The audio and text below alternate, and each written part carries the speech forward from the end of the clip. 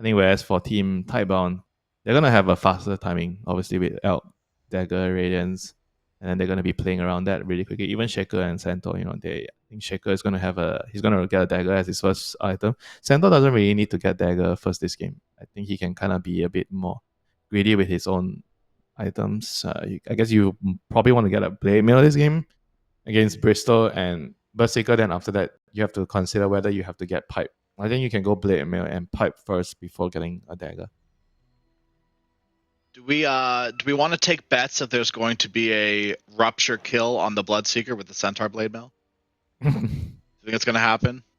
Yeah, I mean, it's quite possible. I've seen it happen once, and it recently, and it got me giddy. So I am I am hoping and praying that we see it again, because nothing. I think the Berserker tickles me more. He'll probably just rupture the Shaker in a team fight. He should, yeah. And Shaker has Agonyms. Yeah, all out. I think those are his two heroes. Centaur is like whatever, he doesn't really want to rupture that guy. Yeah, but going back to this hero right now. So with the new build, and you get arterial spray with the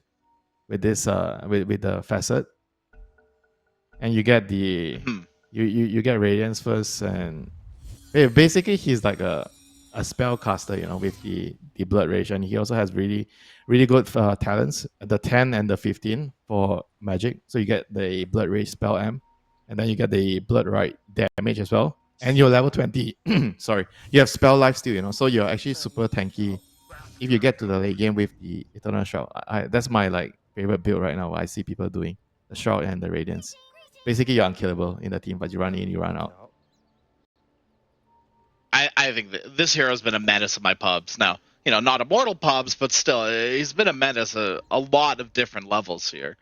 Do you think the hero's overtuned a little bit? Yeah, or is he just like Lena, for instance, I would say is overtuned. Lena is overtuned. Okay, Berserker is I think I'm not sure overtuned if it's the word I would use. I mean, I think he's really strong in a good game if you pick it in the right game. Yeah, I don't think he's like the every game sort of. Oh, we need a carry. What's good? Obviously, always Bloodseeker. Yeah, but Berserker has always been like this, right? You need to pick him in the right type of game. I think, and this is it. I think this is a pretty good Bloodseeker game. Yeah, considering it is a very, very good Bloodseeker game. And now the runes, are we gonna see a trade? Alchemist wants to just trade runes.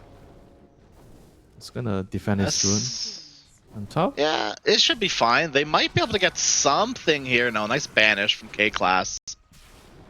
And looks like the stun didn't even come off here, but there's the fissure blocking off SS, blood grenade as well. SS surely. One more Q from the Lich will finish him off. Y gets first blood.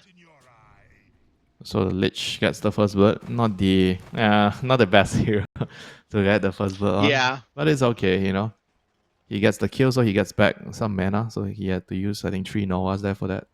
So he's gonna get back some for it. He has a stick, so he's gonna have some charges for it against the Bristol later. But this is a good start for the top lane. Getting first blood here.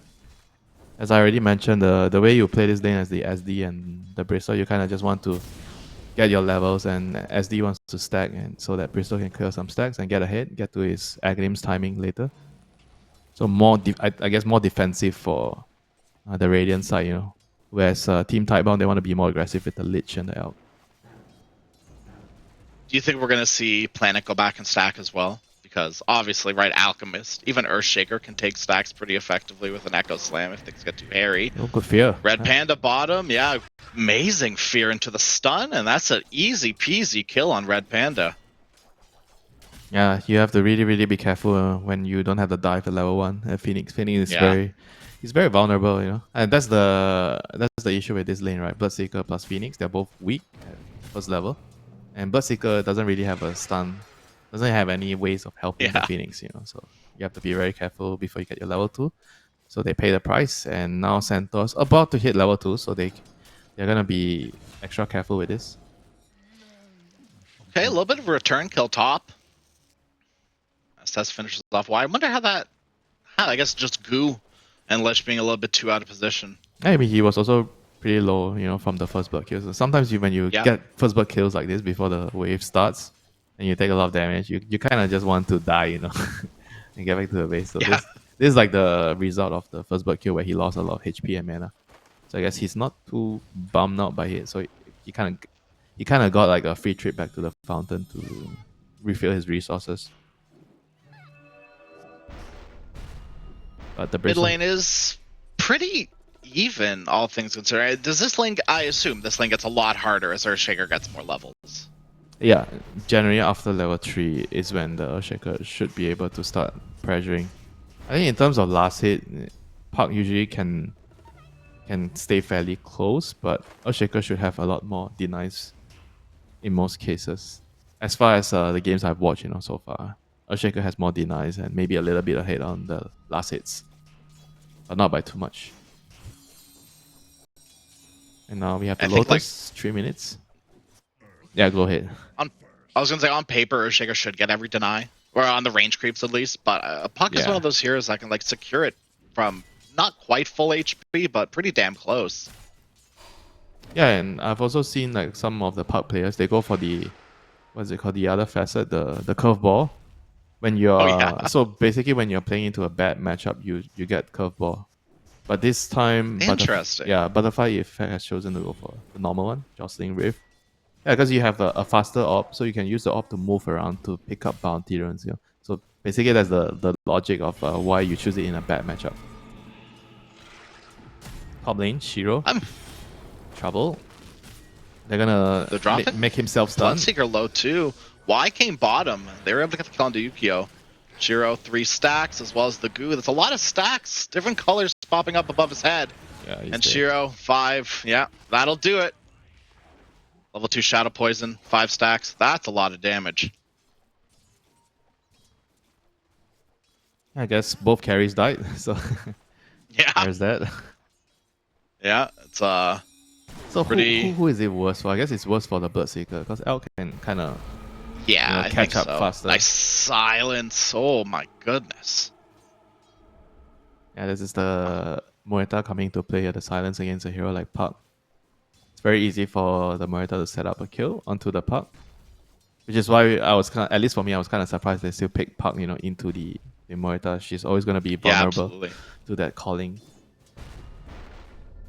Puck's one of those heroes that, like, if there's too much jump from Fog, I'm not picking Puck. I don't want Puck on my team at that point.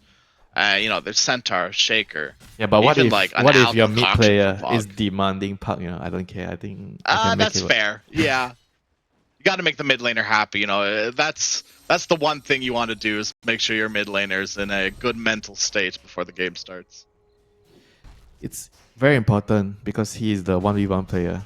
I think in terms of drafts, I would say that usually, maybe not 100% the same every team, but usually the case is there's a lot more priority for the mid laners because they are in a 1v1 situation. They get the most levels in the early game, so they dictate a lot of play. Therefore, it is really important to kind of take into account what they are comfortable with playing in that game. Yeah. Even though you might not agree. Okay, we have a disrupt. No, I think so, yeah. K-Class is the one that actually might be in trouble here. They're rotating Planet in as well. Instead, they're going to move right in onto SS. Oh, stacks. Keep him facing Poison forward. Stacks. But Shiro, holy. Full stacks, everything. So many stacks, and yeah, Shiro. They see him because of the Bloodseeker, but it'll just be a little bit of an escape. Red Panda's up top as well. He wants to join the fray. Yeah, so many numbers. And it all amounts to nothing. Oh, they forced like a TP, I think. Who was it that TP was there? A Planet came in, yeah. Planet TP. Phoenix actually also TP, so I guess it doesn't really, bring any team an advantage. Stun. Well, it's about to turn into a little bit of an advantage here on the Phoenixes. Now you TP in and it just turns out you're feeding your life away as Nothing to Say dies mid as well. Or, sorry, Butterfly Effect dies mid as well to the Echo Slam and Nothing to Say. It's, I mean, I expect this almost every time against an Earthshaker. Once he hits 6 or 7, you just click the Echo Slam on the wave, and if you're the mid laner standing there, you're probably dead. Okay, if the Centaur's getting killed on the Bloodseeker, this game is going off the rails. Despair a little. Going off the rails way too quickly. And usually, if you get to Echo Slam and kill your mid hero, it means that you're winning your lane really hard. Because normally you get stacks. What happens is you get stacks, and you have to use Echo to clear the stacks, to get your dagger. But if you're using Echo to kill the enemy hero in mid lane. It just tells you that how good of a game your mid lane is having at that point. They're probably feeling Okay. really good now after that. Okay, here's my tech. Okay, let me throw an idea out to you, and I want to know if this is too crazy. I'm the support in the top lane, right? I am laning against an alchemist. I know what Alk is going to do in between lanes, right? He's going to move up and farm those 2 camps to the north of his tower. Uh-huh. Why would I not block those camps as a support? I feel like it's almost every game I want to get back there and block those camps at some point. Because as we see already, right, Alka stacked the easy camp. That's a nice influx, or someone did, whoever. That's a nice influx of gold from the easy camp. And imagine that's blocked. All of a sudden it's not there. I know it's like, oh, just unblock it. But, it's something, right? Like... Yeah, this is actually a very good tip. Whenever you're playing with Elk, you should try to prioritize stacking the camps next to the tower, the 2 camps. Especially when you're on the... Actually, even the Dire already, then you should do it. Right, you can already see here why already placed a sentry, right? He made sure that at least there's no ward on the gate. So that they see the Elk doing that and they can come and gank him, So they're already preemptively prepared for it. But yeah, I agree. Usually you have to try to at least, even if you don't block, you place a ward to see when the Elk is doing it. Maybe you can try to steal it or gank him. Those would be good options. Alka's like, I don't know. I even think like if you bring enough heroes, a level 6 alchemist is still killable. You just have to maybe overwhelm him just a little bit. You can't bring like... Yeah, that's the problem with this hero. You need to bring so many heroes to kill him once he is level 6. So when you commit a lot of resource to take out a hero, you tend to lose control over the other parts of the map. Heroes mid from both teams. Just to secure the rune for Red Panda. Very nice. The Phoenix Arcane rune, very strong. Yeah, you get to farm some gold, with your fire spirits.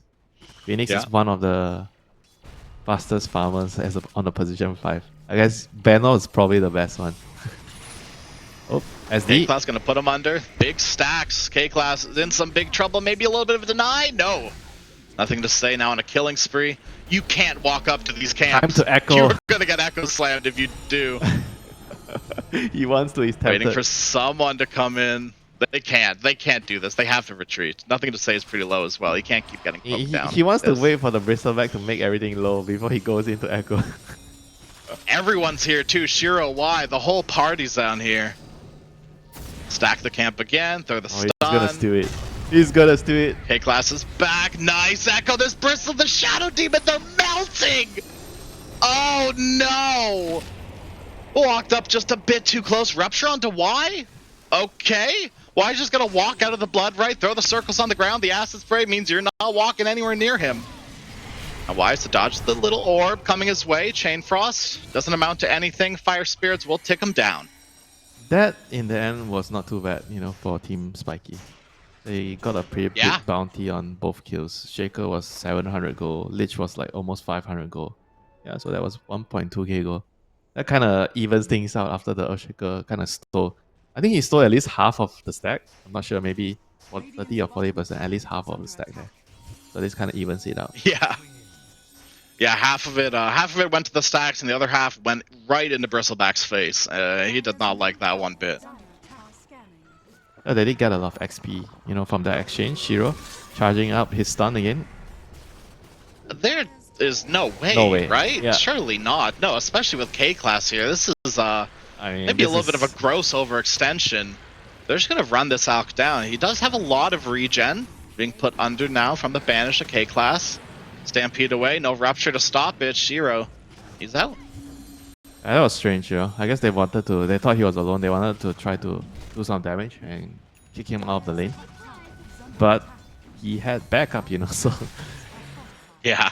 He does not fear them.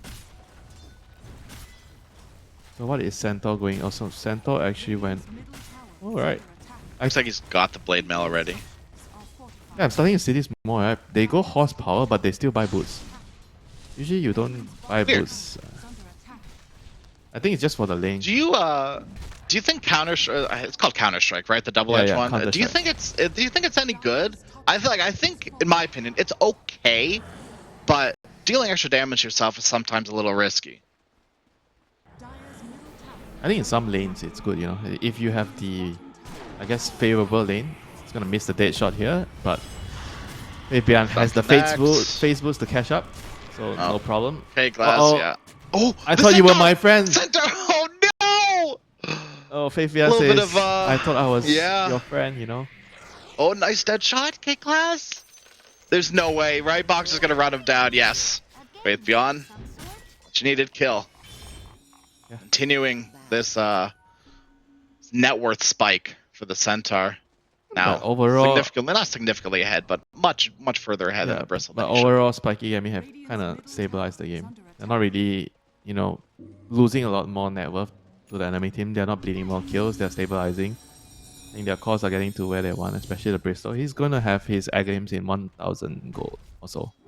So that's going to be a big timing for them. Like, his job is basically to, after he gets the axe, he needs to play tower defender. He needs to use his body to delay the game and wait for the Bloodseeker and the Puck to get to their late game timings. I think that's his biggest job this game.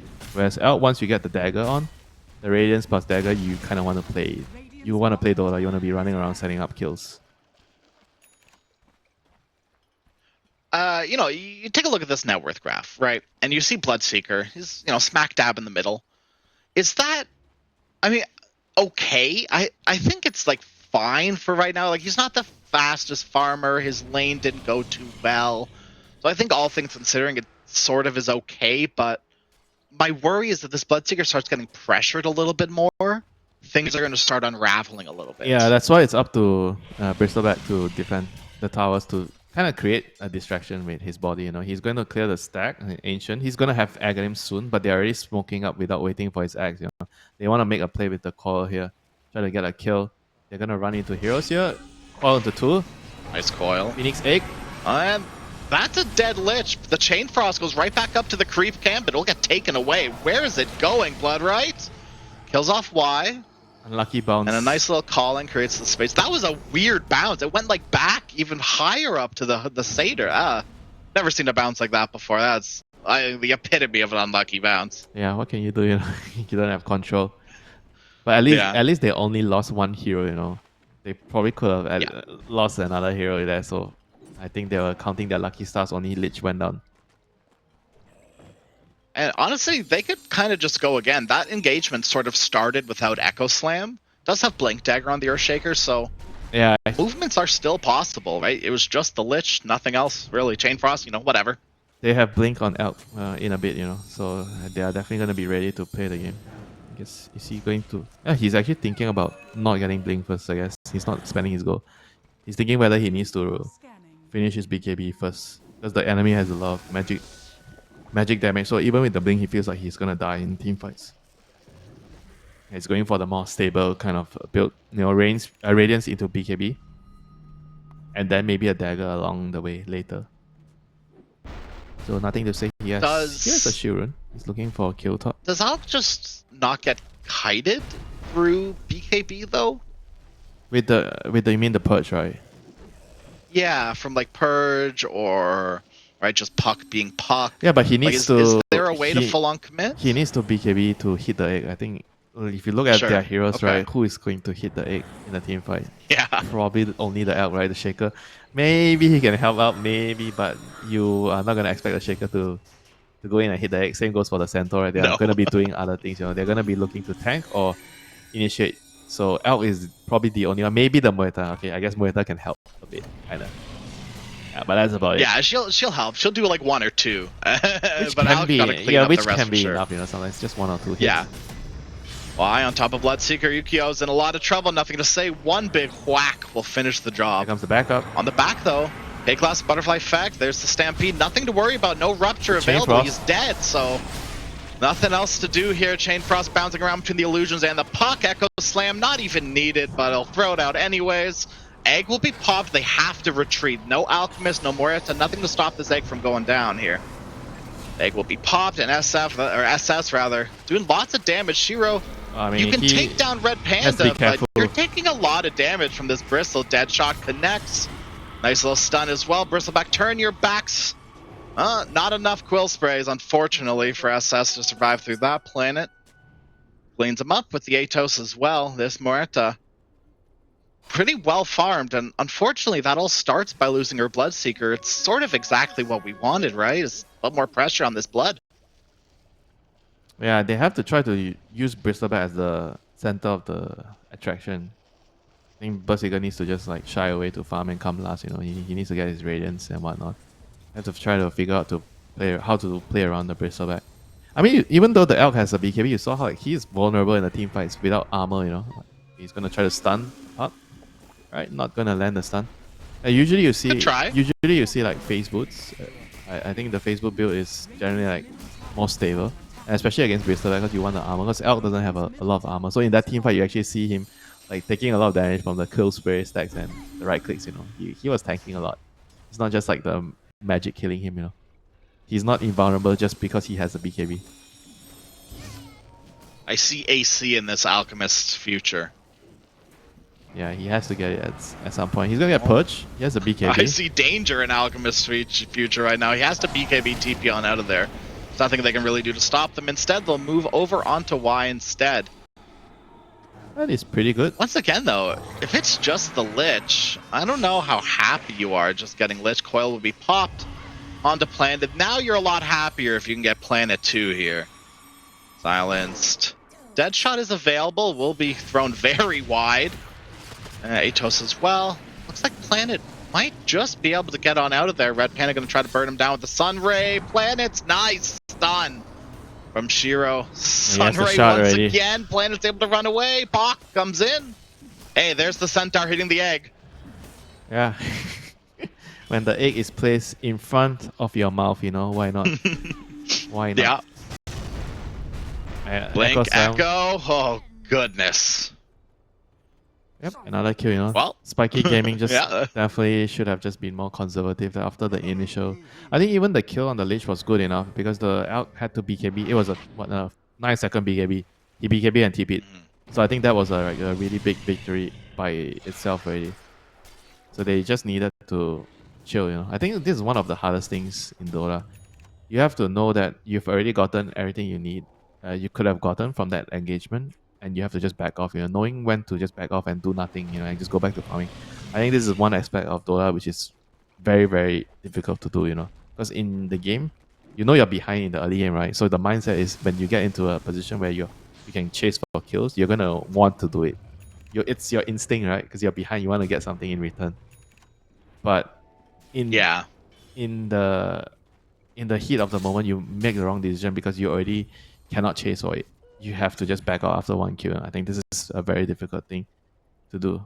There's a big difference between a tier 1 team and a tier 2 team is when they are making decisions on when to chase and when to back. Well, at least they're trying to do I mean, no offense to Spiky. Yeah? Yeah, that's something. It's a little victory as long as this doesn't get scouted out, but immediately a scan. I was gonna say, no offense to Spiky, but diving under a tier 2 tower is never it, right? That's never the play. Planet. He's coming in, TP's available. Yeah, they gotta go quick though. This Roshan's already half HP. I guess the Bristol wants it, right? He's beyond? The most useful hero.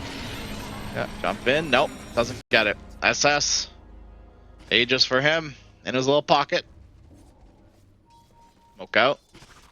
I don't think you can afford to go for this Bristle here. Nope, you kind of just have to back if you're Tidebound. No. Yes, Aegis. Oh, they're gonna go anyways.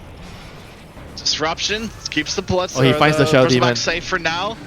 Someone got ruptured. I'm not quite sure who on the side. Someone is ruptured. Who knows? Right in onto the Bristleback, feared up. It looks like it was Bach. He's going to reinitiate it then once again onto the Bristleback. Deadshot as well, and that is the dead Bristle once. Blink forward. Buyback on the Shadow Demon. Stampede available. Once again, no rupture. Nothing to keep them in place right now. Fissure block, Coil will be used, connecting onto nothing to say, but he's able to just jump on out of there with the Aghanim Scepter. Everyone from Tidebound still waiting, watching for someone to show their face, and it will be K-Class stun, feared, everything in the kitchen sink on this buyback Shadow Demon. Shiro just pops the BKB, runs away, nice calling, keeps the Bristleback away for now and stops any sort of aggression coming forward. Box stun up onto that Phoenix, and it looks like these two heroes that we weren't expecting to hit the egg will do it all by themselves. Bloodseeker pretty fast as heroes are starting to drop low. Yukio is able to clean up one. And they should be able to get planted here too, right? Surely. And the ulti, that's a dead planet, but they also get SS here, which is pretty big. Yukio, he's got to get out of here. You can't afford to lose the Bloodseeker as well. A team wipe would be absolutely devastating. Blink, jump in from the Aghanim Scepter, and that looks to be the end of that chase. And the Berserker is he got some catch-up goal, I guess, from that, but he had to lose Yeah. a lot of his teammates there, so that was definitely not ideal, but not the worst. I think your plan now is to somehow get this Berserker into late game with his level 15 and level 20 talent. Radiance, he's going BKB next, so once he has Radiance plus BKB, then he's going to be a lot more useful in the team fights and really commit in. Because you saw how much damage they did with the Bristol initially. Everybody was kind of low on Team Tidebound for a long time, so they just didn't have enough damage to kill. Imagine if the Berserker could actually just go in, commit, and kill off the heroes. That actually would have actually won them the team fight. So once he has the BKB, they're gonna be able to do that. Who gets I like the this shark? pickup here from Planet. He picks up drums on the Muerta. Once again, just another sort of ability attack to speed. like Kill the egg. attack speed. You can disengage easier by kite these heroes. As soon as you get bongo boots, all of a sudden the purge from Shadow Demon doesn't really mean too much. Yeah, this item is a very good item for supports. I think the bongo boost is also quite. Yeah, I think it's quite inbound in the right game. Especially like if you're trying to run away from something or attack speed. Especially in this case, the egg. You just pop your bongo boots every time you see the egg and kill it.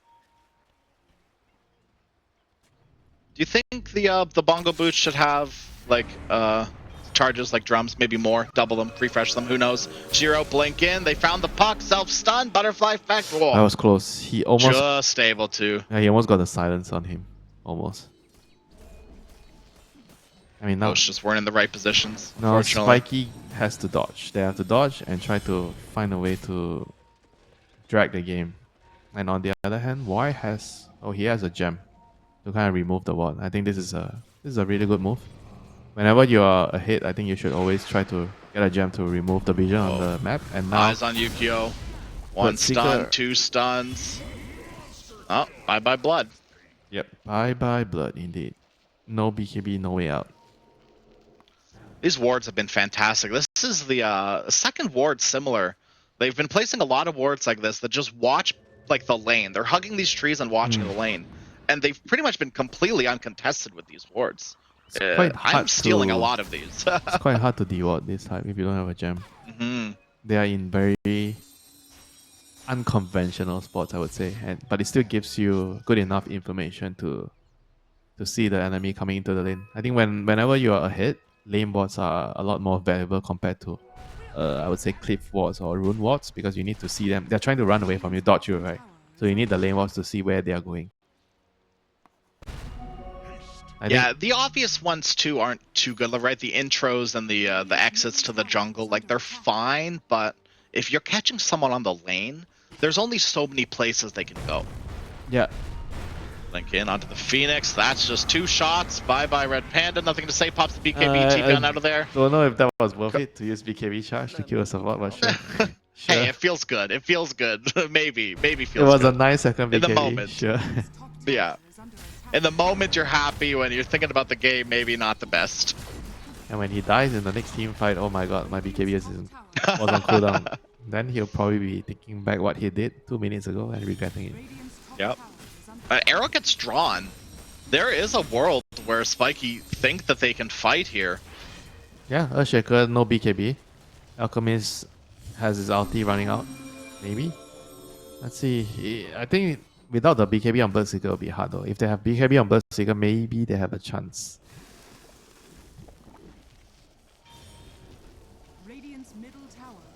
I think the plan here is to just play for high ground. You wait for BKB on... I think you have to. Yeah, you wait for BKB on 2 cores. Your Bristol and your Berserker, and you try to just defend until late game. Nice little Spire Ward's gonna couch out this Bloodseeker. Yukio once again. Might be in a little bit of danger. Alchemist hunting him down. Nothing to say. Following. Lagging a little bit behind. Oh no. They see Ukyo again. Radiant are scanning. Bloodseeker. Scans the ward spot. That's not how that works. Alright, he scans it. He knows there's Oh, a they shadow. do see the Alk though. He knows there's a shadow bait. Okay.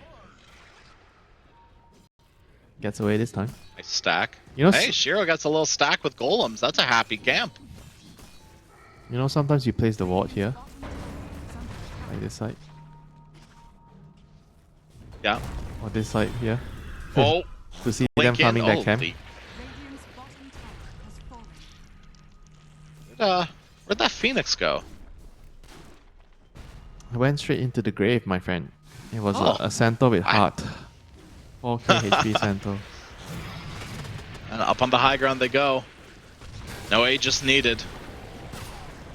Okay, he Forward dead shotting everything. Ugh. he was showing power, you know.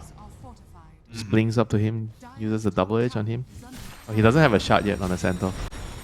He should have a shot. They next. want this Bloodseeker to come back really bad, but Yukio's not willing. Here he finally comes as the racks start getting pushed upon.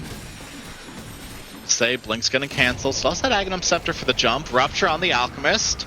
Shiro once again, no Aghanim He's in Scepter, trouble. no Aegis to back him up. Shiro's dead. in a lot of trouble. Nice stun from Faith Beyond, but that's not enough to keep Alchemist alive.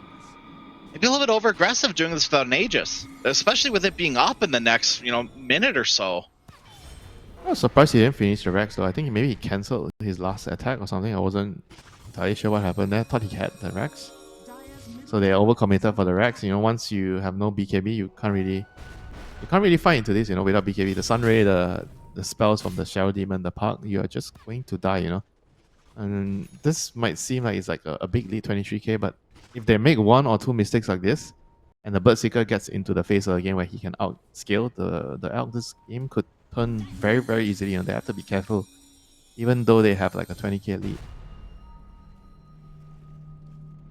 This is going to be a little troublesome now if they want to catch nothing to say with that Arcane Rune. That Enchant Totem cooldown is little crazy. They do have the Purge for it though, so that's nice. Yeah, but the main question is the Elk. I think with his build, he's very vulnerable. He's very easy to kill with his build. He has no items that give him armor or survivability, except outside the BKB, he's gonna die, No SNY, I think it's like, he's I built. don't want to say disrespect, but like, is it? Do you think it's a little bit disrespect towards Spiky for, not building this sort of like armor items and I mean, like, not maybe really. you're just though. not worried about Bristle? He just wants to build this item. I don't think it's him disrespecting his opponent. He just feels like he wants this build because the power traits gives you a little bit more move speed and the attack speed, right, and the HP, right. I think in some matchups where they have a lot of bursts, you want to do it, and they force out Ukyo, use his BKB. This is great. So it's down to 7 seconds. Cool. Snakes. That should be a free Roche, right? 50 seconds without Roshan, or without Wow. Roshan up in 50 He seconds. disappeared. Dude. Dude. Red Panda has not had a game. I feel so bad for this Phoenix. Yeah, just kind of That Enchant Totem damage. Just kind of been, walking around feeding scrambled eggs to the opponent. Yeah. I mean, I think Phoenix is kind of a similar vein to like Crystal Maiden in a way, where it's just like you could just have a rough game to the point in which you're just walking around trying to ward and just feeding time. Come on, time bro. again. It's worse if you're CM. Phoenix, you can run Oh, away. 100%. 100%. At least Phoenix has some sort of mobility. SS, that's a Silver's Edge Alk right on top of you. 3 heroes around him as well. That's a dead Bristle. Once again, another pickoff for Tidebound. Once again, another lane ward. Beautifully placed, hugging the tree line. Time and time again, catching out these heroes. And there's the big man in the pit. Roshan is up. Y will scout it out. Bloodseeker BKB will be coming up shortly, but without your Bristleback, I really don't think Spiky want to push this too hard. If somehow Roshan doesn't die in the 30 seconds that Bristleback's dead, maybe you're looking to fight, but that's a big maybe.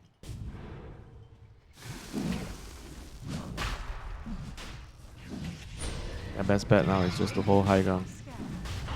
Without the Bristleback, don't think they can do much. I mean, Bristleback is like a lot of their damage in the team fights. I think all their 3 cores, they kind of do a lot of like split damage, some AoE damage here and there. So you have to rely on each and every one of them to do it. And nothing to say, he's trying to look for What, he missed? He missed the... Okay, Yeah. he missed the combo for some reason. Just barely, yeah. Unfortunate. Okay. Hey, it's space. It's space, right? It's space for Shiro to get Aegis. That's exactly what it is. And they do see Butterfly Effect on this ward, so nothing to say. Might try to be a little cheeky, come back around, but highly doubt it. No, he's going further into the jungle. He doesn't care. Yeah, he wants to finish his refresher. Hey, you know what? That's completely fair and reasonable. And then he can afford to mess up, because he has 2 Echo Slabs. Shiro, okay. Stampede. He is dead. Can't let this happen. Oh, jeez. They are going to go into SS, Fear on Fear, and Root, and everything, onto the Bristle. They still can't quite get him, though. This is a tanky hero, and without your Silver's Edge, you're not really bursting him down. Yeah, without Earthshaker there, you're not killing him. For sure. Okay, it was a very messy fight from Team Tidebound. They lost the Aegis, and Elk does not have ulti. He has ulti. He needs to wait for the next cooldown. It's gonna run out. This might be risky. They're jumping in 2-man stun. A nice 2-man stun. Faith Beyond. Very, very good, but nothing to say. He's got to get out. Nice BKB pop from SS. Respect the BKB. Retreat, and then just look to go back. Alchemist will have ult up shortly. You've still got the Echo Slam. Silver's Edge up. You've got everything you need to take a fight. Question is, do you feel confident enough to do that without Aegis? Yeah, they have to dive them. Because with his build, right, he has no armor item, so he needs to jump and kill someone with the Blink Abyssal. They need to kind of like assassinate someone and then take the Rex, Because Elk's items doesn't really allow him to, okay, I'm going to run up the ramp, hit the high ground, and use the Lich armor and just wait for them to jump, He dies, They're gonna get a disruption onto back. He is super tanky. Should be fine. Coil pops. That Sunray is actually doing a lot of damage, but it is nowhere near enough for that Centaur. Holy cow. Oh, he missed the stun. They're going to try to initiate back in. Oh, Shiro. Bach will hit his stun, though, onto the Phoenix, and nothing to say. Finishes him off. A big hit from the Earthshaker. Nice stun. Going to break the Bristle. Rupture popped. Onto the Alchemist. Bristleback broken for a little bit longer. That's a lot of quill damage, but it's still, once again, not enough for Shiro to go down. Now they're going to demand mode onto Yukio. Not really what you want to do here. Nothing to say. Another whiffed Echo. Not like this, but they get it nonetheless. Faith Beyond put the team on his back. He'll do it all by himself. Yeah, this is why you get a refresher, right? You can afford to miss one. Yep. Let's take a Bristle dead for 40 seconds. No buyback. That's probably 2 lanes of racks at least. And Fabian is having so much fun. Face boot, Yeah. SNY, hard, eternal shot with the shark. Just go in double edge, you get some strength, you're never gonna die. Absolutely ridiculous. I love the SNY is like my new favorite item, and I don't even play core really. The one core hero I play is Dawnbreaker, and I don't know. SNY is like my new favorite item on like most games. Yeah. I'm like, yeah, buy an SNY. I mean, the item is just so strong now. I think it works on. I think most of the cores want to buy SNY now. It's quite a common core item nowadays. Just allows it's you just to a fight. value, right? Yeah, status resist, heal amp, especially on Elk, You get so much heal from your ulti. Nice shard, very nice shard to get. Nothing to say. Doesn't really want to buy that himself as a core shaker. I get people who do though. I think it is a very good shard, worth buying. But buy it? You think the core players will buy this shard? No. Well, that's what I'm saying, right? Like core players won't do it, but it's good enough too. I think if you're having a good enough game, what's 1400 gold? I think Phoenix was the person that bought his own shard first this game. He had it so early. he has to. Best item for Phoenix, I think. Like Rod of Atos is nice too, but he didn't end up going for that. Red Panda went for the Glimmer Cape instead. Bristle. Everyone's posturing on the high ground. Planet will show. Deadshot won't connect. They're grouped up in a very small, tight little group. Would have been perfect for a little Centaur stun, but obviously no vision. Oh, So they're not waiting willing for to jump up that high show? ground for free. Holy. There's no creeps. Where are your creeps? It just hit T4s like 3 times and then run away. Very cool. Just to test if the backdoor is working. Yep. Check. It is. Yep.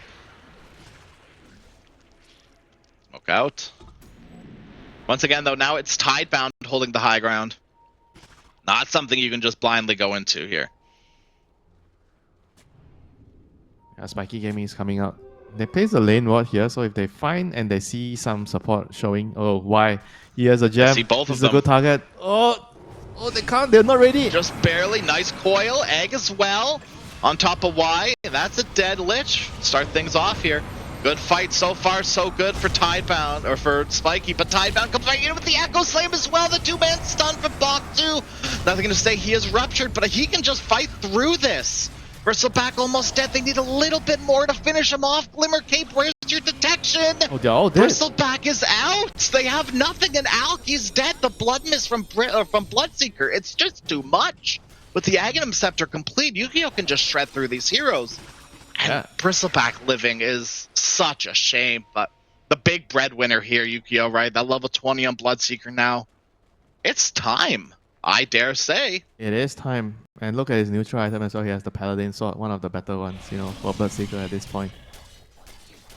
Oh boy, this Bloodseeker is online. It didn't take him too long. 37 minutes, he's finally online. That was a big play there with the ward there. Yeah, it was actually perfect that both supports showed on the ward at the exact same time. Yeah, the Lich was kind of like the big hero to catch there because he does so much damage with the team fight. If he used his Chain Frost before he died there, maybe, just maybe, the Earthshaker would have been able to win the fight with the double air claw there. But just didn't have enough damage to kill them. No, I agree. I think that would have completely changed the fight as the Chain Frost, right? Bristleback just barely lives there. Everyone else just barely able to get by. They just needed a little bit more gas in the tank.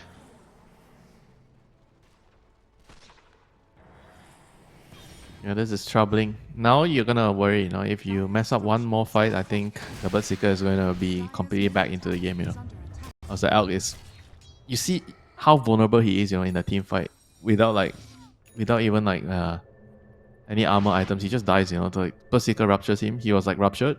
They just focus him with the Bloodseeker right clicks and he just died, Whenever your BKB runs out, the Aghanims on the Bloodseeker will just destroy you, the Blood Mist. Ooh. Cheeky little TP, just barely. Oh, this has to work. They have Nullifier on Elk now. You wanna go forward, right? Oh, he's gonna stun himself. Onto the Shadow Demon K-Class. Oh, just barely able to get that kill. The Glimmer Cape was not enough. Alright, Elk is I'm not hitting the tower. Centaur, you go.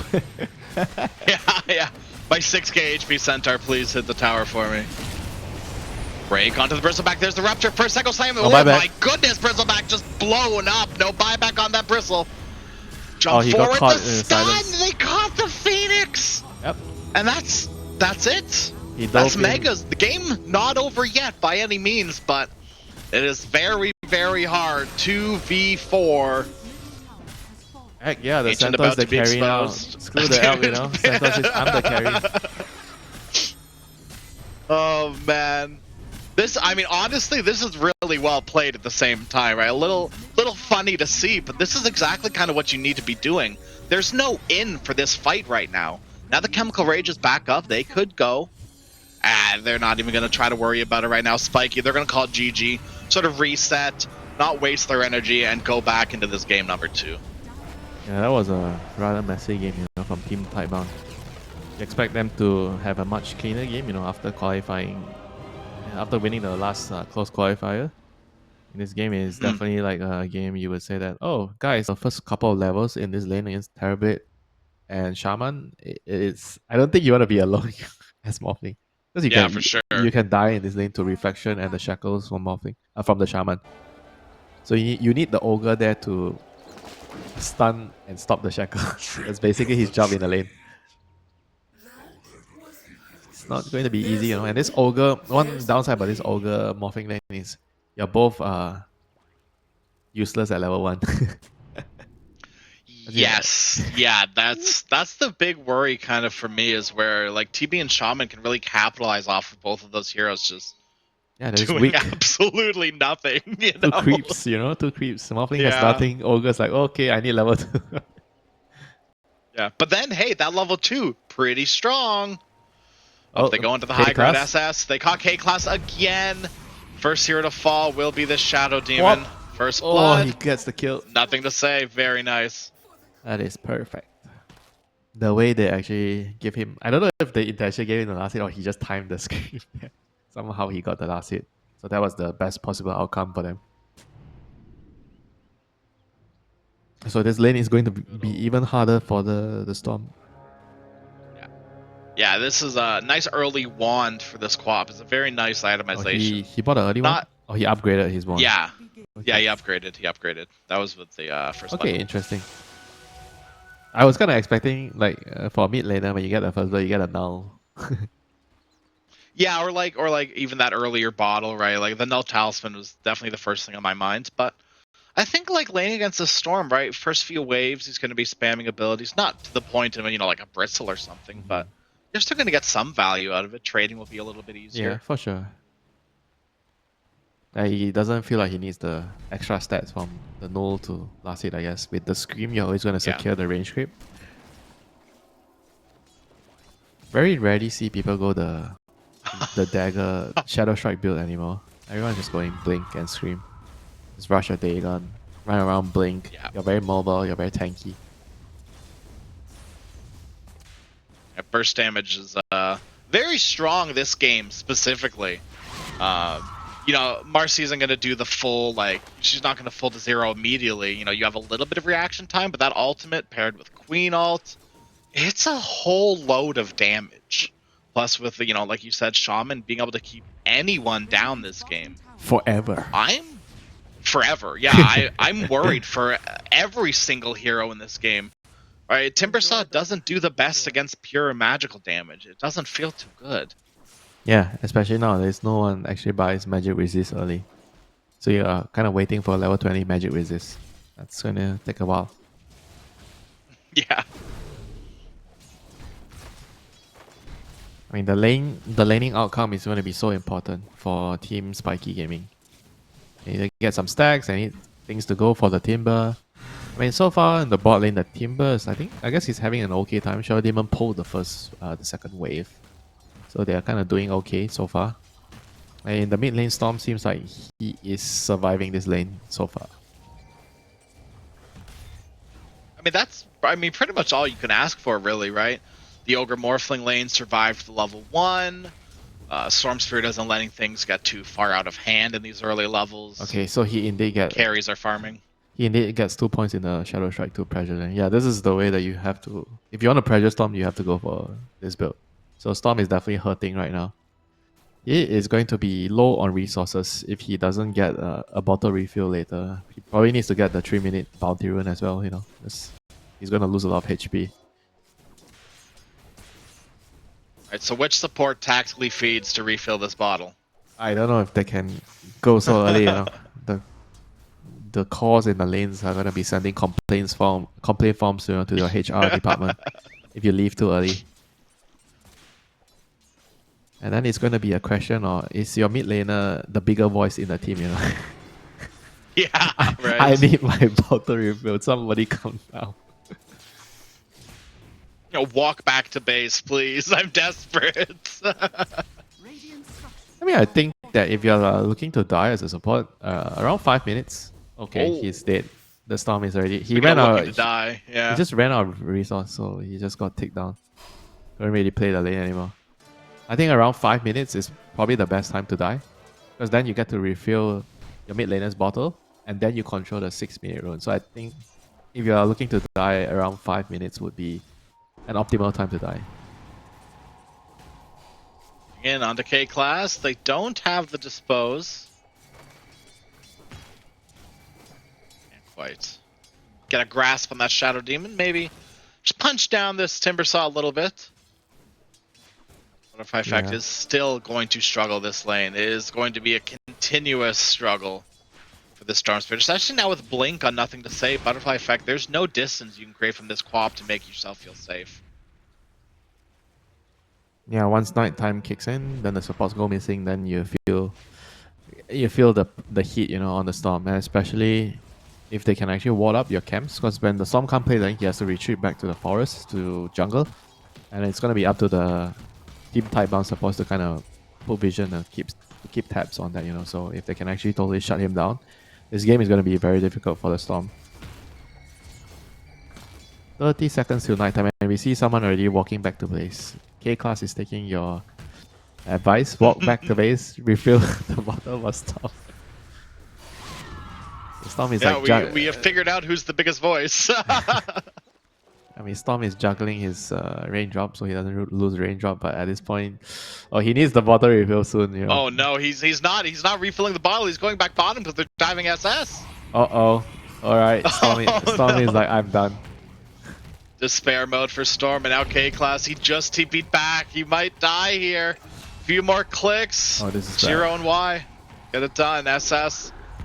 Timber chains through. Jump forward. Shiro can't quite grab the timber. Oh, able to timber chain away. Yeah, it was still on cooldown, so it's fine. So Butterfly Effect has to retreat back towards the jungle here, and they know he's around here because Planet already placed an observer ward to see if the Storm went to jungle on the top side. They know he's on the bottom side, and guess what? The Marcy is here. Hello, Storm. Trying to get your level 6. Oh, Butterfly. I mean, at what point are you like, okay, you know, this is just to be expected, right? The camps to the north are being watched. The camp to the south are being watched. Like, where do you go if you're this Storm Spirit to get your level 6? Hell, K-Class is level 2 still. This is really, really bad. Okay, they have to get this rune. Get the rune. Alright. This might actually salvage the game a little bit. First rune goes to the Storm. He tips the dog. Yeah, sure. Secure your rune for your level 5 Storm Spirit. He's gonna gank here. He's ganking with it, yeah. Very strong. Don't worry, it's gonna be a big zip. Get ready. It's gonna be huge. Right? Surely. Nope. He's not even close to level 6. It's not even like farm this camp, get level 6, go in. He's gonna have to go a long way till he gets that 6. Holy moly. And guess what? Here comes Planet. You're not running from me. No. I mean, the Storm basically picked the Invis rune, went all the way to bottom, figured out, okay, this is a bad idea, then went back to the jungle. So he wasted a lot of time. Place as well. They know the camps were farmed. Plan's got an idea, but no real point walking up that high ground against Butterfly Effect, right? You're a level 3 shaman. You don't want to feed away any sort of lead that this, you know, Storm is. Oh, Morphling is so trying to behind. steal Wisdom Rune. Carry is feeling desperate. He's walking over to try and steal Wisdom. Oh boy. And you can tell they're really, really desperate right now. What is happening this game? Like, I mean, look at the lead. This Timber's despair. Yeah. Everyone is despair on Spiky. Every single core hero. And even the supports aren't doing too good either. SS. Able to Timber Chain away. That's the good news for this Timber Saw. He's always going to have Timber Chain unless they grab him before he can get away. Because the stun won't connect. Right? There's not enough time for that stun to hit the Timber Chain. It's just not going to happen. But if you can dispose them fast enough, there is a world that happens. But there are bigger problems right now in the mid lane. Look at this Queen. This Queen has a regen rune. Sonic Wave up. Like, how do you deal with the Queen? Well. Like, you basically have to play so scared all the time because of the Queen Yeah. being able to connect to the team fight so easily with the blink. And now Panda, Red Panda is in trouble. Planet is here to catch you. It's little shackle, and I don't know if they necessarily needed to use that, but it secures the kill. It's nice and quick. It's a cooldown, right? You might as well use it. He had Sonic Wave up 2 minutes ago. So Yeah. why not? At some point you just want to use it, you know. We're gonna have some big TPs in bottom. Shiro and Y dive SS. Now they're gonna move on to Butterfly Effect. He's everyone's already here? used half of his mana. Nice no. Delta split. It's good for now. Butterfly Effect, he's got to get out of there. Disruption puts the Marcy under. Y's doing his best to keep Shiro safe for now. Red Panda is here as well. Everyone is down in this bottom lane planet. Has Wish to you get had that out of Sonic here, Wave. but here comes nothing to save. Big damage. You wish you had it now. Nice shackle shot. Why? He's on the high ground, though. Not really where you want to be. Nothing to save. using Finished off relocate. K-Class. Bye-bye. Oh, he's out. They put a ward up the high ground, too. SS, he's back in the fray. Bob is able to get out of there. They might lose. Well, they will definitely lose planet here, unless the chickens... No. Oh my god, this fight took a minute and a half to complete. Oh, it's still not over. It's not over yet. They're moving on to Y and Shiro right now. Red Panda has a stun. They want the IO. Marcy's the hard kill, so they're going to move on to IO instead. The Wisp. Oh, I was going to say Left 4 Dead, but yeah, more or less has been. That was an overtime kill, you know, for just a support. It took them so long to kill him. 2 supports. Those are the 2 kills that Spiky have right now. And this opens the mid lane. I mean, good news, Butterfly Effect gets some kills, right? He's hit the 6. Check marks are there, where things are happening for Spiky now. You know, a lot more needs to be happening, but it's something, and Faith Beyond, no pipe of insight in sight, but it will be the Orchid instead.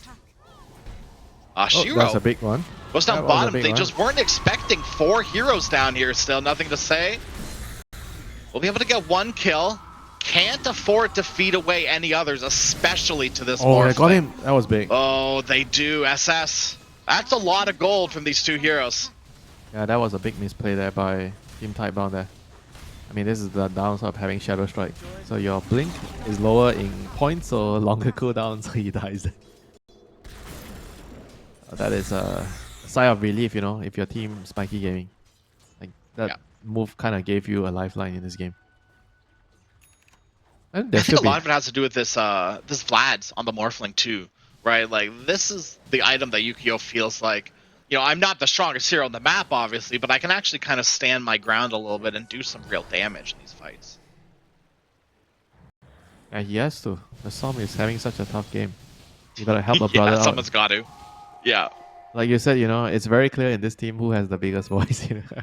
When that person is in trouble, even the carry player comes to help. I mean, I'm not saying it's wrong, you know. Different teams have different priorities. Some teams, the mid laner has lower priority. Some teams, the carry has higher priority. And it's just the way how it works. There is somebody you have to play around, and you have to make your choice. Yeah, absolutely. Yeah. Oh, planet. Can't be wishy-washy 1v3. Holy. There's no way this happens. Nothing to say is here. Doesn't quite have the ultimate available. Shiro and Y here as well to help out. They're relocating. Oh, actually, they already relocated. So they're going to go back. I mean, you're pretty happy with this if you're Spiky. You're going to move down bottom now to gank Shiro and Y as they come back to this lane. Yeah, this is a good move if they can kill them. I mean, they don't have a tower here, so they're in a pretty vulnerable position if they get caught. They go onto the IO. Marcy here as well. He's going in. Big burst. They need to kill the Wisp really bad. Y will die, and Shiro's not able to get any sort of rebuttal because of it. And now Shiro dies as well. So much gold for Butterfly Effect. This is pretty good. Hell, even if he dies here, I think this Storm's pretty damn happy about what just happened. I agree. That was a good trade. Fabian had to actually save him there. He didn't sunder the Marcy. I guess he wasn't exactly thinking about it. Could have maybe saved the Marcy there. Then it would have been, I think, a very, very good trade. Just losing the IO there for those 2 heroes. But at the end of the day, Team Spiky Gaming, they are happy with the trade. Very, very happy. And your Morphling is hitting creeps. Continue to scale. He is going to be looking good, you know, in the next couple of minutes to finish his manta. He needs that against the silence from the TV. The Orchid Rush. And so same goes for the Storm, no? He has to buy a defensive item early. I mean, he's going for Kaya, so he's going to be vulnerable to the Orchid for quite some time. I mean, can you afford to skip Kaya on Storm Spirit if you're this far behind? Like, don't you need some sort of item to like do things? Kaya or Witchblade to farm, you know. It's always one of those items. You know, in top lane, they found the Morphling, you know. He has no mana, so the Orchid is going to play its part here. Jump back. Nice stun. Still alive. Oh, Yukio. He is able to get out just barely by the hairs of his chinny chin chin. Dire's middle tower is under attack. Yeah, That's that was important. Oh, not nothing to ideal. say. Oh wait, what? Okay, they didn't get the stun off. Relocate comes in. No one wanted to use abilities, and now they move in. On to Ogre Magi, Red Panda. Unfortunately, been a little baited by your mid laner here. I think he kind of made the right call on the storm. Like you look at the corp, without strength trait, she has 1400 HP. Do they actually have damage to kill her from full to zero there? Probably not. They're going on Morphling again. Ukyo is running and running again. Needs to survive. Waveform for 7 seconds. Turns into the quap. That's probably the worst thing you could possibly happen. Nothing to say. Gives them an opportunity to get out of there. Ukyo will take it every single time. Probably should have Blink in there. Yeah. But anyway, they got the tower, so tier 2 is down.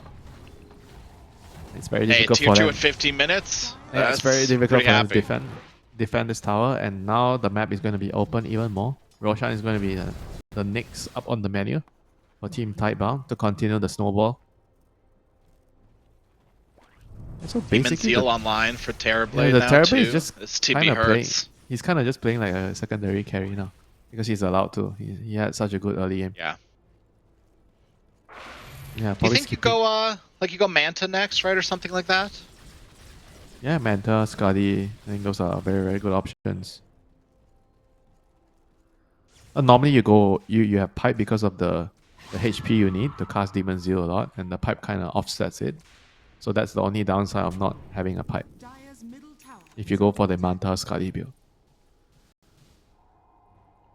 Nice wards being drawn out here by our beautiful observer, and like it's just everywhere, right? Like every part of the jungle where Morphling or Storm are going to be farming, there's wards to catch them out. Speaking of being finding caught the out here, Arya Wyatt again. Shiro, not really where you want to Oh, be good here. disrupt, Banished but backups just in here. time. Nice. Here comes Planet, nothing to say as well. They got the Hex on the Morphling before he could use any shifts. Morphling's dead, 40 seconds. They're going to lose Red Panda and K-Class. Surely Red Panda goes down. And K-Class, he is just barely able to wiggle his way on out of there. Yeah, that was a very, very nice Roshan move time. by Team Tidebound, connecting towards the Arya because they know that the gank is coming, and TB gated as well to just make sure that everyone was there to secure that fight. Very good play, and this is going to give them the Roshan, the price of all their troubles. What do you think they're going to be able to capitalize on with this Roshan now? Like, is this go take all the outer towers and then Probably outer move on towers. with the next Rosh? Outer Towers and Tormentor plus 21-minute Wisdom Rune. I think those are the realistic objectives here remaining on the map. High ground, probably like you said, they need to wait for the next one. It'll be tough to go high ground unless they wipe them somehow. Yeah, 5-man wipe under the already dead tier 2 tower. Then maybe we're talking, but that's ifs, ands, or buts. And sometimes you have to be a bit more imaginative with how you're going to play the game. You have to think, how can we win, and you have to try to make it happen. Be more creative. True. Pain. Like the- Looks like she's like- finished like up that the- Eternal Shroud. Yeah, like the Venom jungle. Venom jungle is like something that I think. Jungle. Yeah, Venom jungle is like the next thing. I think it's No, I actually, hope not. it's pretty legit. People just Oh, get mad no. every time they see you do it. I mean, as you should. The concept of jungling's been dead for so long. It's hard for people to just adapt Yeah, like that. The map is big enough that it's good to have someone vacuuming, cleaning up the side of the map. Tower has fallen. You just need the Do core you, player to understand that you have to suffer a little bit. Just like how I have to Yeah. suffer to babysit you as a position 5. Now Oh, you okay. have to now you have to repay the favor. As you do, yes, absolutely. Do you have? Oh no! Oh, Hold on a Morphling. minute, Yukio Disrupt? trapped. There's the wards as well. Nice disruption. Keeps Morphling safe, but he can't Manta, he has quite Manta get shield. out. Yukio, he has it available, but he pops it way too late. And now K-Class as well. Blink forward, nothing to say. Very easy. Moving forward again. Shackle onto the Ogre Magi, and they're top as well. They're killing off Timbersaw too. They're going for something everywhere across the map. Ogre will die. And it looks like Timbersaw might just be able to get out the relocate. No. SS dies. Oh, they relocated bottom from top. Never mind, I'm insane. Bottom tower has fallen. That's why it took so long. But yeah, that's... I mean, they got kills, what, 4 heroes across the entire map is so good for Team Tidebound. Now 11k up, 20 minutes in. Yeah, I mean, this is the problem when you can't really group up together against this Shaman and relocate. You're gonna get picked off. I mean, as I said, that their lineup is very individualistic with the Timber, Storm, Morphling. They don't really interact with each other a lot until you get items. So in the early game, you're gonna be very vulnerable to this type of Shaman setting up kills. I mean, relocate is the worst thing to play against when you don't have a lineup that naturally groups up early, you know. Yeah, you just get punished time and time again. And we're going to see 3 heroes group up here in the mid lane. Storm Spirit's heading his way down 2 by the looks of things. Jungle is way on over there. Catch Butterfly Effect. Could be in danger, but instead, with Butterfly Effect jumping in forward on the planet. Planet's able to blink out of there. Nice Relocate's scream. ready. On to 3. Coming. Here they come. Shaman, first one to fall. Very much dead. Red Panda, tank Brutal. Yukio's going to blink up forward. Back on Shaman. Nice 2-man stun from Shiro, jumping in onto both of them. Butterfly Effect. Gotta get out of there. Zip away. He's out of mana. I think the stay will follow. 50 mana on the Storm Spirit. No real way to chase. Bach on to SS once again. This Timbersaw caught in a side lane with his pants down. SS just feels like he's had no game. Yeah, they just have no part of the map to safely farm now. I mean, they don't really have much of a choice but to just group out and fight. Yeah, I feel like there's no way they can just split and farm on 3 sides of the map, or at least on 2 sides of the map, and hope to survive, you know, against the relocate. They have to just make a sacrifice and group up and try to take a fight. If it works, it works. If it doesn't, GG. There they go. Once again, Yukio trapped up with the wards. Nice disruption, keeps him safe for now. But still in that wards, Yukio's going to break himself out. Thrown back into the tether slow, with a little bit of damage as well. But thanks to that strength shift, Morphling waveforms on out. Yeah, but he's not hitting creeps. He's not happy. That's the big sad part about that. And all the while, nothing to say. He's got a regen rune running, so he doesn't care about the engagement. Whatever he lost from that engagement, he's ready to go again. Scream up in 1 second. Sonic Wave available now. Yeah, Eternal Shock, Queen of Pain. How are you going to be killing her with the Vampire Fangs? Lifesteal? You go. They don't need anything other than this Aegis to take the high ground. Shiro's dead for 1 time. Maybe a little overzealous here. Aghanim Scepter complete on SS, so it's really hard to burn down this Timbersaw. Shiro with the BKB now popped. Put the Timbersaw under with the disruption. Stun up as well. Shiro trying to burn down this Timbersaw. Hexed up. SS just too damn tanky. Now why? He's in an interesting position here, Scream. Will connect onto a few, but I don't know if that's really what they want. 2 dead on Tidebound right now, and they're probably going to lose another in the form of Shiro. Butterfly Effect on a triple kill, and they might get nothing to say too. Big zip onto the Storm Spirit. They gotta keep this Quap block down. Yes, just as the blink animation was coming out, they are able to kill Quap, and this is that situation we were kind of talking about, right? Like, first Aegis, do you really want to be pushing high ground with that? And Shiro just overextended, right? Too bad, like so hard on that push there. It was a very, very big blunder. Like running in, I mean, he could have just bailed out, you know, after popping BKB, but he just rebounded and he jumped in to try to kill the Timber, which again, you know, is way too greedy. He probably just regrets it, you know, the moment he went in and he realizes that, okay, the Timber's not dying, but I can't run already because I used my BKB charge to hit him. That was a huge mistake by Team Tidebound. Definitely should have gone for the safe play, which is to kill the Tormentor and back off and wait for your cooldowns again. Yeah, I mean, Dota is just, at this level, is difficult. You know? Sometimes you have, I feel like it's quite natural for them to try to go high ground because they had such a huge lead and they just wanted to, you know, they have all their spells, you know, why not, you know, just try and hit with the Aegis, but they just went in a little too far up, so the supports couldn't really, the Shaman especially, couldn't really get his spells off, and he got killed by the Storm, you know, and then I think the fight just became very, very awkward after the Shaman went down. I mean, the IO was also put in a very bad position because he was constantly trying to save him. I think maybe the Yeah. right play there after the Aegis was to just use relocate and then reposition him backwards and then make sure that the Marcy still has BKB.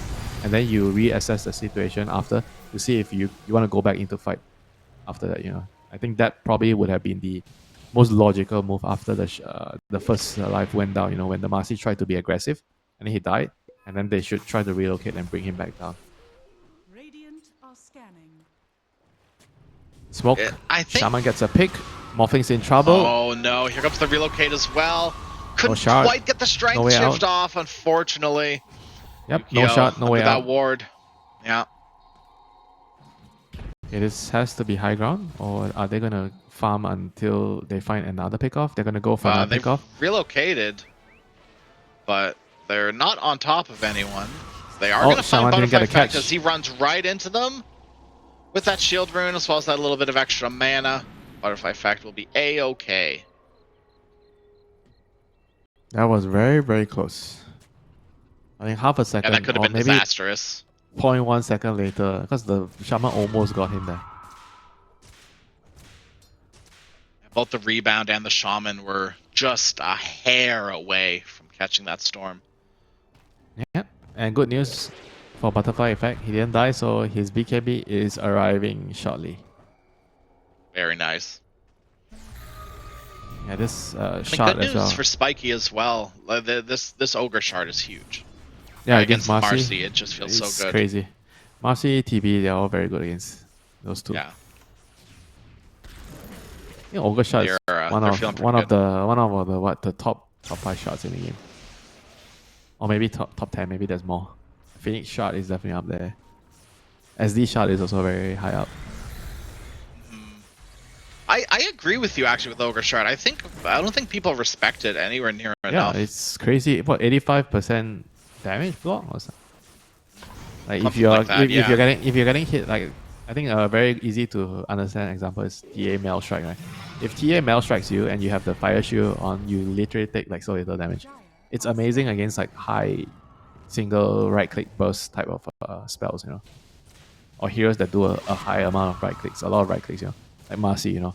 You just block her right clicks, and then if you don't die when she's trying to burst you, then you're gonna turn the fight around. Yeah, it's as simple as that, right? Like if Marcy can't kill you in her burst, especially now that you have like Ags on Timbersaw specifically, if you're not killing heroes on that burst, you're kind of screwed. Like They need what else are you nullifier. doing? You have to hope Faith Beyond sort of, carries from the backline. Well, they have 2 carries, you know, so they have that option. But this is a dicey situation here, Crash. If they find a good opening on Team Spiky Gaming, this could be the comeback. Oh, I see nothing to say, or at least they know where nothing to say is. Butterfly Effect, they know. Oh, Shaman's in trouble. Now, what trees is in? Shaman? Oh, Planet! Gosh, he blinks I out. don't think anyone was expecting anyone to be anywhere near there. Nice up from Storm. Here comes nothing to say. Yep. He's out. Forward. On to the Morphling. Here they go. Purged up. He missed the wave. And they can't quite the get morph. the Morph. K-Class will fall. And they're going to continue charging forward. Shiro pops the BKB in the middle of all those trees. Timbersaw, so much damage. And Planet, he will fall too. You've lost both of your supports. And Tidebound, they're in a precarious position now. Nothing to say. Does have those blinks. Able to get out of there. Just barely. Faith Beyond still in this fight. That's a lot of damage on Yukio, but they are still going to respect this 4-man from Spiky. Especially with all their ults down. Thunder is available. I mean, this is why the That's not the team fight you supports need. have to be very, very careful. You know, the Shaman cannot, both the supports, you know, Shaman and the IO cannot afford to die in the team fights early. ED in Faith trouble. Beyond the go. Sunder. Lots of trouble for Box. Thunder available. couldn't get Just Sunder. barely can't quite get it off. And now they've got nothing to say as well. Blink forward. This is bad news. I mean, I think they have totally swing the game around, and now they're going to collect the prize, which is the Roche. 1.5 minutes before the Roshan moves to his summer home. That should be enough time for them to kill the Roche. And this is what a huge outplay there in the last fight. You know, good fight from Team Spiky. Finding the Shaman, finding the IO, stops the supports from having impact in the team fight, and now Team Tidebound, they're desperate, you know, they're trying to find a kill on the way out, but they don't have their TB. They're gonna try to force something here. It could be incredibly dangerous. Word place. It catches everyone though. This is gonna give Tidebound the information to not take this It engagement. seems like they know something is wrong, you know, they are moving so near to each other back to the base. Butterfly Is Effect it? TP'd out. Okay, I thought they were gonna try that with the ward. Yeah. As soon as they saw the storm at bot lane, they might wanted to try there. Okay, then they didn't get anyone. Spiky Gaming have successfully killed Roche and retreated. I mean, Morphling still wants to farm. You want to get your level 20 on Morphling? The 20 is huge. That is like Morphling's big power spike. Yeah, especially with Daedalus. Level 20 with Daedalus, you become a different hero. Yeah, that adaptive strike stun is huge. That's, yeah, right? That's the one? Yeah. Perfect. I don't know, you get But, the attack damage with the Daedalus. Yeah, it's so good. It's way too good, right? Like, it's just so much damage. Because it used to be 100%, right? It just used to be waveform applies attack, right? That was it. Yeah, waveform applies attack. And then now they've nerfed it a little bit, but it's still, I mean, so good. I genuinely, I don't think you could ever make that skill not be good unless it's like 25%. I'd say it'd still be good even at 50% compared to the adaptive strike stun at least. The stun is a support facet. I think if you're playing a position for Morphling, yeah, sure you would. It's for the flow, yeah. You'll consider that, but with a carry morph, no. This is the smoke strength one. Smoke play up. I mean, if they can catch nothing to say, pretty damn big. No buyback on the Quaff, right? So that'll force these tier 2s down. Say big zip right in onto the Quaff. Chain stun. Nemesis curse. Quaff. That extra damage isn't quite there until yes. SS blinks forward. Timber chains forward. Now yeah, PKB. This is really bad news. It's really bad news for Team Tidebound now. They have to kind of regroup and reassess the situation on how they are going to play the map. I think item-wise, the best thing that they can wait for is the Shiva, because they have Skadi now on TV, which is great into Morphling. Plus the Shivas, it's going to be even more regen reduction onto the Morphling. So I think they probably can wait for that, but it's 1600 go away, so it's quite a long time from Quap. Because the other heroes don't really have like a very big item that could change the way the game plays out in the team fight. I think everyone has already everything they need for the team fight except for the Shivas on Quap. Terrible is building a BKB, which I'm not so sure how impactful it would be in the team fights. Yeah, that was my immediate thought here as well. Is we are going to see a smoke out from Tidebound. Quap is up in 5 seconds. All their green diamonds are lit up, so all their alts are available. But the same can be said about Spiky. Green diamonds, yeah. That's how you describe them. Green diamonds. Yeah. I like it. They are trying to wrap around. Nothing to say. Please, find the SD. no. Find their SD. If they can start on SD or Storm Spirit before this SD does anything, it could be ginormous. Storm's BKB. Don't think you can really full zero him. It is a very good Ogre wrap. Magi, Shadow Demon. With a nice blink forward from Shadow Demon. Here comes the initiation. He's down. Quap on the other side. A good old pincer maneuver kills off the Shadow Demon. And they've got Ogre Magi next. Planet in some trouble. There's a BKB Storm, but he gets relocated out just to the back side of it. Now Butterfly Effect trying to man up, but it's not enough. Your BKB is over and your Morphling's been left for dead. Oh, he's hexed. Morphling's in trouble. Right back in. Morphling just barely. Yes, they get him 60 seconds without the morph, and now Red Panda, he bought back. He's dead again. Butterfly Effect low on mana. He's got to zip on out of there while Planet fighting against the illusions will win the fight thanks to Shiro. That was a beautiful, beautiful relocate in the middle of that all to really, cement that fight. Yes, beautiful maneuvering, by Team Tidebound. They went all the way around. Quap was hiding in the tree in front. And as soon as he saw the SD, he just blinked in, dropped his payload onto SD. He just died from full to 0. Yeah, It was it was basically very, perfect. very nice, you know, for Team Tidebound. Then Shaman just went in, did his thing. They killed the Morphing twice. I mean, this is the main difference between this team fight and the previous one. When the Shaman got caught and he didn't get a spell off, and the fight was so difficult. And this fight, it was so easy for them. Dire structures are fortified. Dead for 8 more seconds. Drop the Serpent Wards, drop the Illusions, and start laying waste to these racks. You don't need to really full commit for this. More Illusions, and there go the melee racks. That's something. That's Yeah, a lot time more to- than Tidebound should have gotten with the way the game was going for them. Time to wait for Roche, I guess. They're gonna have learned from the previous siege, you know, the high ground. They have to be more patient. High ground is still difficult to go up if you don't have a significant advantage. So Roshan in 2 minutes, may spawn in 2 minutes, and they're gonna have to wait for it on a probably like a ward. Do they have a ward? They have a scan, dire scan. So Spiky Gaming knows they're here. Timber blinks in. Madman. Oh, I think they know he's on the high ground though. Stormsphere pops the BKB, but so does Bach. Big wave. On forward onto the Morph, he's just dead! Just full to 0, there's nothing they could do to stop that! The BKB Shiro just means you have to run, you have to hide, but Marcy says no! And nothing to say, well, it leaves you with exactly that. You're just decimated in that fight, and not a single hero has their buyback.